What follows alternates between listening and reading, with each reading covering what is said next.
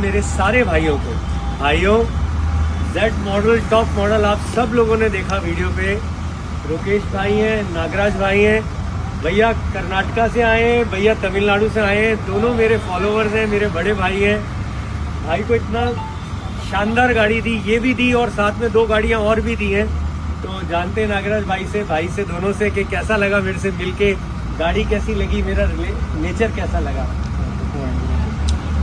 ಗಾಡಿ ತುಂಬ ಚೆನ್ನಾಗಿದೆ. ವೀರ್ ಜಿ ಮೋಟರ್ಸ್ ಅವ್ರು ನಾನು ಫಾಲೋವರ್ ಆಗಿದ್ದೀನಿ.